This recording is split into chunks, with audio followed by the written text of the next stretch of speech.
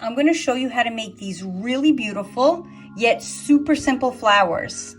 I'm a little obsessed with making them, as you can see. And here I made a zipper pouch that I attached them to the front of, but the endless possibilities of what you do with them is really up to you. Again, they're super simple to make, and I'm going to show you in my tutorial how easy they actually are. And you can use any kind of fabrics. This is a cotton with embroidery, again a cotton, and this here is a linen. This is a type of linen as well. And then here again you have polyester linen with a center of a piece of jewelry that I had. And again, these are buttons that I sewed on, and you already know how to do that. So, before you get started, I did give you templates, circle templates as your pattern, but if you want to start with a CD or DVD that you have handy and use that as your template to make your fabric circles, this is about the size that you're going to get with this diameter of 4 3/4 inches. So this is about the size of the flower that you'll get. Of course, if you use larger circles for the petals, and you'll see what I mean in the tutorial, you get bigger flowers. All right, let's get started. I'm so excited for you to start making these. So let's make these fabric flowers that I'm obsessed with making. No joke. So you're going to begin with 5 circles of all the same diameter. I'm working with a 7.5 inch diameter circle of fabric, which is not cotton, but it's like a thin polyester. It's a little bit more slippery. And I have about 5 of them because I'm making a flower with 5 petals. Of course, you can make flowers with less petals or even more petals, but I like odd numbers, so I'm going to stick with 5 here for this tutorial. You can even use smaller templates like a CD, which is about 4 3/4 inch radius. And basically any size will work for this, even larger than this. So I'm going to show you 2 different versions of these flowers, with one with a rounded petal and the other one with a pointed petal. I'm going to start with the rounded petal first. So what you're going to do is you're going to take each of these circles one by one, and for the rounded petal you're going to just fold it in half, and you're going to, with your double threaded needle and double knot, you're going to make a large running stitch all around the petal, or the rounded edge, not the straight edge. These really large, look at how large these are. They're like large running stitches. Maybe you're getting 1.5 of these in an inch. So this is not the project where you want to make your running stitch at least 5 or 6 stitches per inch. So I'm going to get to the end. When I get to the end, I meant to say, I'm going to pull, and you have already 1 petal. And all your petals are going to string on to this thread. Now I'm going to fold this one, and I'm going to do the same thing.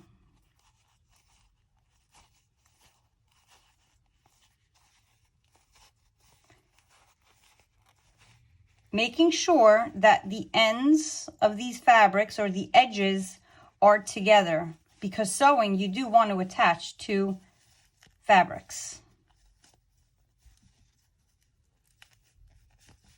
And this is the one project you could possibly get away with not having a coordinating thread, or not using a coordinating thread.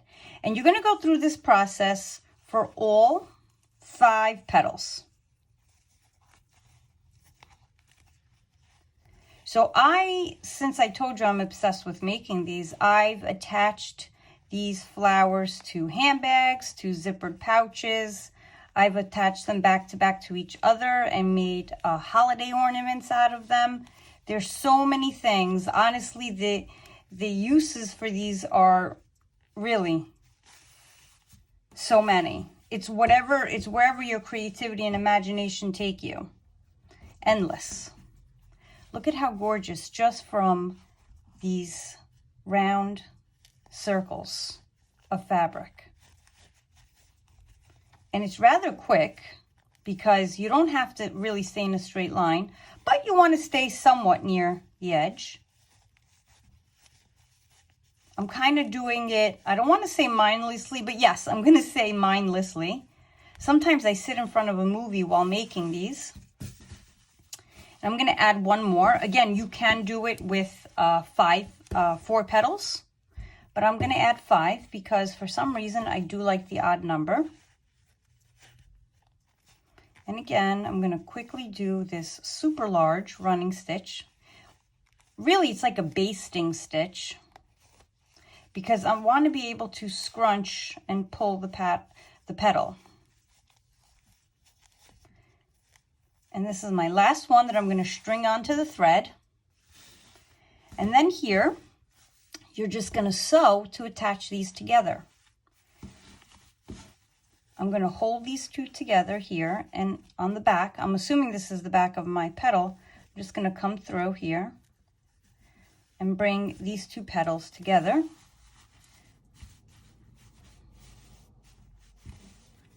Make sure they sit together or near each other. And if you're using a fabric that's a little bit thicker than this, you may want to use a thread that's called either button thread or carpet thread. But this fabric is actually thin, so I'm doing good with my regular thread. Okay, so since this is all together, and I'm going to assume that this is going to be, it really doesn't matter which is my front or back because we're going to cover it with a button or some sort of decal that I find. I'm going to do an end off stitch right here. So let me bring it up closer. I'm going to do an end off stitch, just grabbing some of the ends of one of the petals. Sometimes it loops around. When you try to do this, it'll loop around the petal. Just fix it, pull it out, and here we go. Here's an end off. And here you have this really pretty flower. Now you decide if you want this to be your, or the side of the flower that you think is the correct side, or this side. There's no wrong or right side. It's whatever look you love. So before you cut this off, what you can do is you can leave it on if you want to attach a button of some sort in the center. So for these that don't have anything and aren't buttons, actually, you can actually hot glue these and to keep them in place. But again, if you want to attach something, I would leave the thread on so it's easy to do. And just like we've attached many other times buttons to other projects, you'll just do a quick stitch to tack it on. And then I'm going to go under and continue sewing it on as I attach it to the center of my flower. And of course, I would continue and finish off right under this button. The rounded petal flower. And now I'm going to show you how to make, with the same fabrics, the pointed petal flower. So you're going to fold it in half and in half again, so in quarters. And the same exact thing, just like a slice of pizza, okay, the same exact thing, you are going to make these large basting stitches along the curve, keeping now all 4 of the fabrics together. So again, it's that easy large stitch. And you may need a thimble on your thumb if you're using a fabric that's a little bit thicker.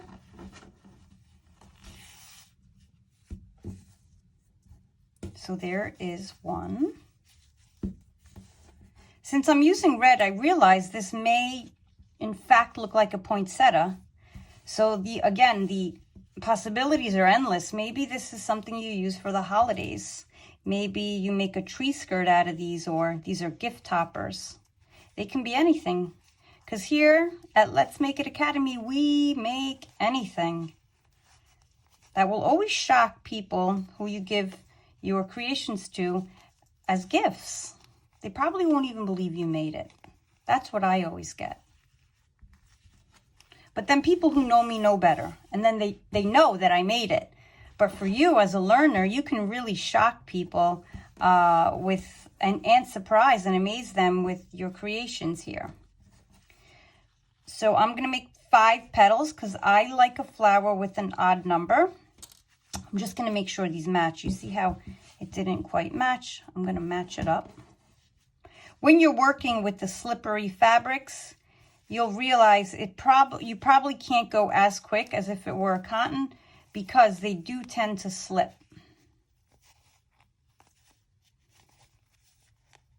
But that doesn't mean you shouldn't work with this. Definitely challenge yourself.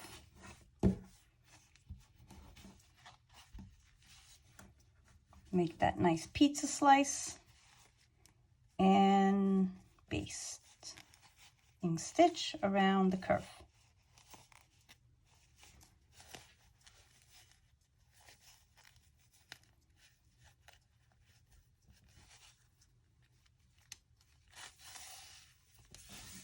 And my last petal, fold in half and in half again.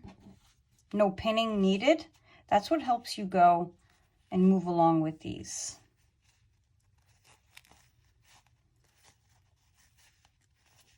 Just make sure you're grabbing all 4 layers now of fabric.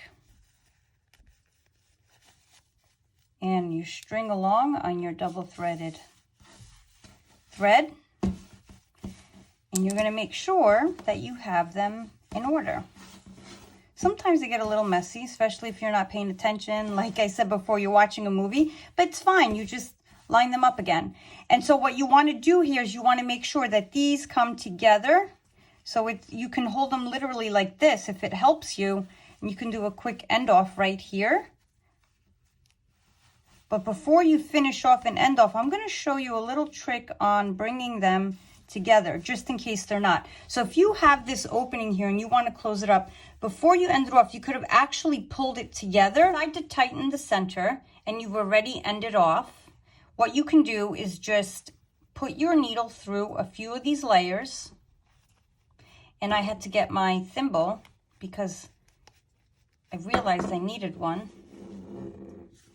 Okay, and you pull it together. Now, if you're not using a really thick thread, what happens is it may snap. That's why I'm going a few threads or a few layers, these here at a time, because we don't want to redo our flower. But of course, if we do, it's not a big deal.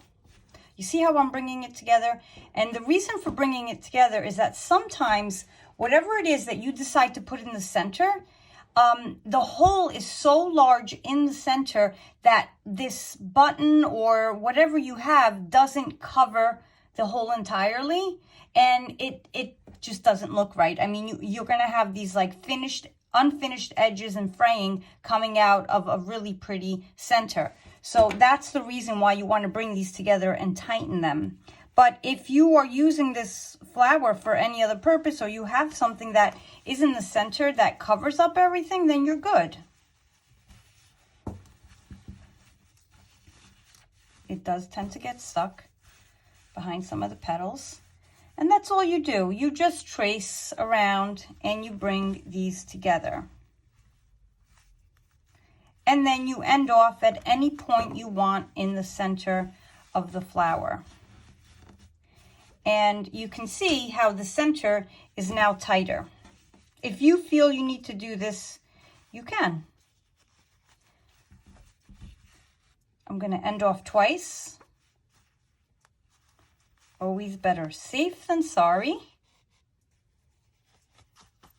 And remember, before you cut off the thread, think, am I sewing my center piece on? If so, leave it on so you can sew. And it's up to you what side you think is the correct side. Remember, there's no right or wrong side. And what's really nice is that all of the edges are nice and finished without having to sew any seams. It's really a great project to do. So let's say I want to put this blue button. I would just sew it right on. And it would cover up everything. And for ending off, because I didn't show you on the other flower, what you can do is you can even bring the needle through and end off on the back or behind the flower. At this point, I feel you are all experts at this, but I will show you anyhow. And I am simply, even though I'm not showing you, I'm just going through the loop of the hole to get it on tight, just to save time for you and the purpose of the video. I'm going to just do it 3 times like I just did, and I'm going to end off on the back. Now, the back is not intended to show. So here's another thing. You're either going to use this thread and needle. Maybe you're not cutting it off yet because you know exactly where you're going to sew this onto. Or if you're putting it onto something that maybe you're not going to be washing and drying a lot, maybe you can even hot glue this flower onto wherever it is that you're going to put it on. So see, the backs are kind of not finished, but that's okay because you can probably sew it onto whatever it is you want to place it onto, or hot glue it onto whatever it is that you want to place it on. And these are your super simple flowers.